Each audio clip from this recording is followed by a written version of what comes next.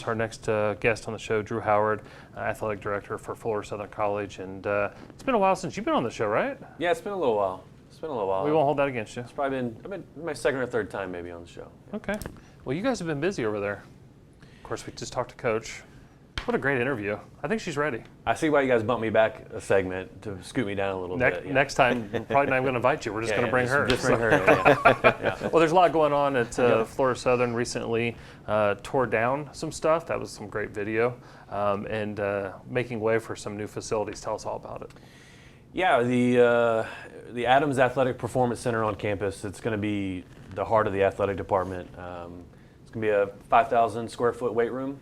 We have almost 550 student athletes at Florida Southern now, and so just the space that they need to get bigger, stronger, and faster. Megan just talked about the expectations. Being able to get bigger, stronger, and faster is one of the ways they got to get to meet those expectations. But a little over 5,000 square feet in the weight room, which we desperately need on campus.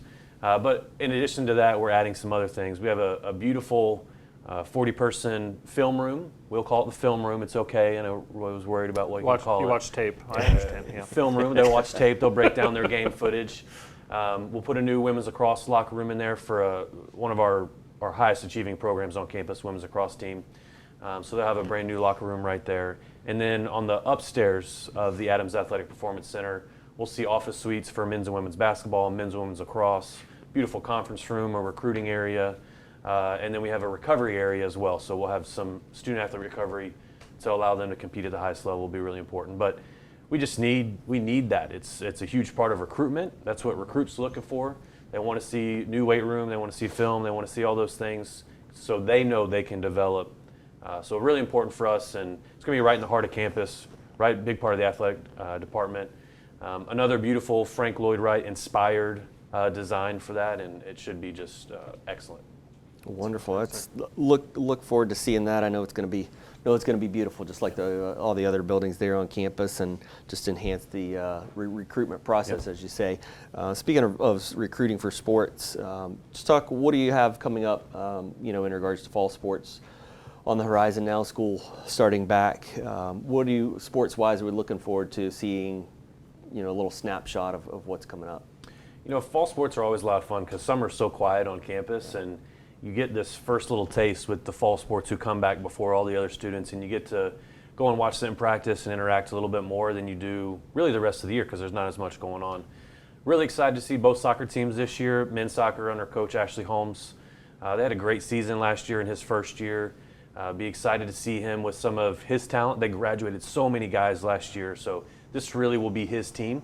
Excited to see that with him. Paul Lawrence leads our women's soccer program, who's still trying to build up. New assistant coach to support him, and so we're excited to see how that program builds. Volleyball, always a great program at Florida Southern. They're really excited. The league's going to be really interesting this year. It's a little more maybe even than it has been in years past, so I think it's anybody's game right now on volleyball in the Sunshine State Conference. And then our men's and women's cross country programs really compete at a high level in this region, and so we expect them to compete for a conference championship and a chance to make it to nationals. So our fall sports keep us really busy, and they get us kind of broken into the year. It's a lot of fun to see them back. We were talking to Coach earlier about expectations, and of course, when you took the job, you knew what the expectations were, 30-plus national championships.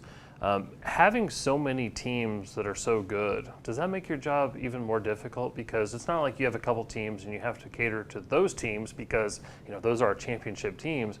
It's across the board. Yep. Does it make things more difficult or better? Well, that's what we want to do, right? Yeah. You don't want to be in athletics and have one opportunity to win. It's really hard to win a national championship. Yeah. And so you put a couple more eggs in the basket, chance to win more national championships is really what you want to do. It does make it more challenging because resources are always limited no matter where you are. And you have to decide where you're going to push in to get those championships. 30 national championships is an awesome legacy, but everybody wants number 31. Mm-hmm. And that's what we're all looking for is number 31, that next national championship. So it makes the job more challenging, but that's what everybody wants, right? Everybody wants an opportunity to compete for a national championship. And so the more programs we have that are competing for that and in the mix for that, it makes the job more exciting. It's a lot more fun to win, Neil. Of course, of course. Getting to that next next championship, what obviously the goal for every team, every sport you have is to get that national championship. What sports are you looking at this year that were on the cusp last year, has a great class, it's right there, that we can keep an eye on for this year to make that national championship? Yeah, there's definitely some programs that are right there. Women's lacrosse is one of our strongest programs. They lost in the Elite Eight last year. They're right there. The team they lost to has moved on to Division I, so maybe the path gets a little easier that way. But Coach Reber is a great recruiter. It's always exciting to see what kind of talent she brings in. They return a lot as well. They were a pretty young team last year, so really excited to see what women's lacrosse can do. Men's golf returns all 5 players who competed in the national championship for us. Men's golf at Florida Southern, 13 national championships. They certainly know what they're doing. Coach Lee White is an alum here, knows the expectation, thrives in that expectation. There's not a lot of student athletes that have it better than men's golfers at Florida Southern College. And so they have some really exciting events on the calendar.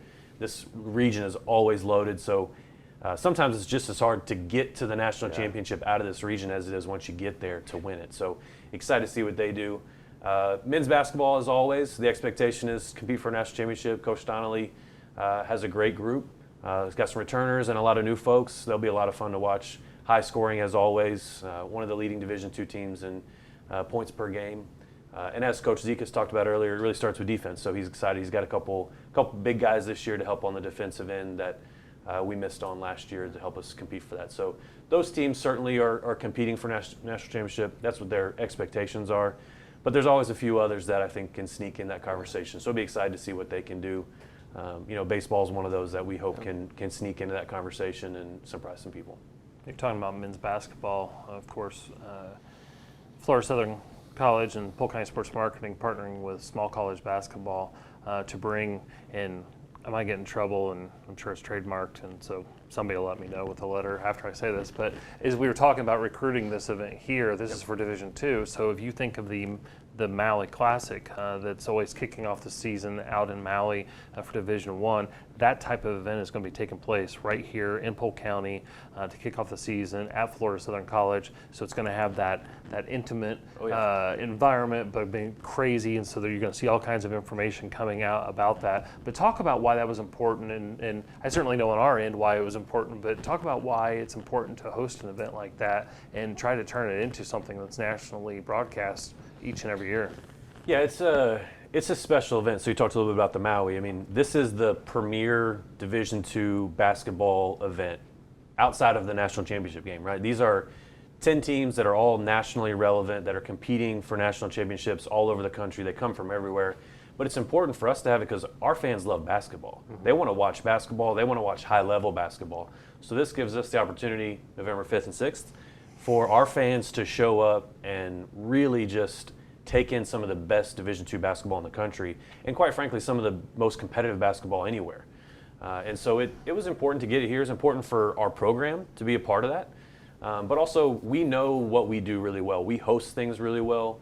We compete for championships and produce a great entertainment value for our fans to take in. And this is just another part of that. It's going to be an awesome event.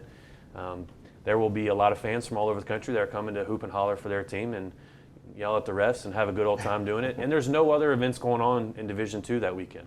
These are the first basketball games in Division II of the year, and so all eyes will be on Lakeland, Florida. All eyes will be on the George Jenkins Fieldhouse, and all eyes will be on the 10 teams here competing. So it's really important for us. Well, and speaking of the 10 teams, I think it's a neat touch that there's going to be a local connection, not just Florida Southern, but Jeremiah Samaripas, who played at Bartow and was on their 2010 state championship team and then went on to play college basketball, is now the head coach at Lincoln Memorial. Yep. They will be here. So you have that Bartow kid coming back with his team to be a part of that. It's kind of a neat story. Yeah, hopefully some fans from Bartow can come and join us and not root for them too hard. Remember, the local connection here. But well, are they playing Florida Southern? Not this year. No, then you're fine. Yeah, they can root hard and stick around for the Florida Southern games. But yeah, it's fun to tie in any chance we get. We want some teams that are local, but we also, and some connections that are local, but we also want to provide this experience to teams from all over the country. So really a cool event, and that's going to be a fun touch to see him here back close to home. I'm sure he'll have lots of family and friends here rooting him on. Super. Yeah, looking forward to it. When, a little bit about that again, when is it? Where can fans find info about about the small college basketball event. Yeah, so it's November 5th and 6th in the Jenkins Fieldhouse. There's 5 games each day. It's going to be packed out. You can go to Small College Basketball online. You can also go to our website. We'll have a tournament webpage up sooner, closer to the time, but you can get information about tickets and game times all on our website or on the Small College Basketball website. But November 5th and 6th, it won't even be hot anymore. You can get out, come over to the game, you can watch, and then you can go do something. You heard it here. That's right. Where's this taking place in? On campus, George Jenkins Fieldhouse. Come right here in Not Lakeland. hot. Yeah. Well, and to your point, I mean, you briefly mentioned it before, and when I was asking why it's important, not only is it the first event, no other Division II events going on, all eyes will be on Lakeland, but it's great for Florida Southern, showing what Florida Southern College is, but it's also great for Polk County to showcase, this is a destination, not just for this event, but year round, so those marketing opportunities and those advertising opportunities are huge for both Polk County and Florida Southern.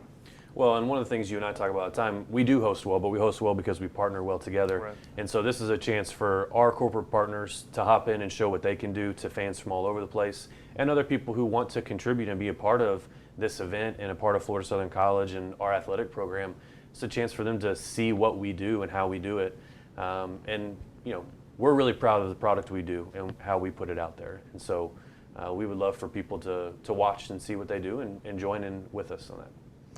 What breaking news can you give us? Any new projects coming up that you want to go ahead and just announce here on Sports Central and then deal with the ramifications of it when you get back? I have to keep my job. We do have some exciting projects coming up. We're really close to announcing another building project specific to athletics that I'm personally very excited about. But as always, there's so much going on our campus.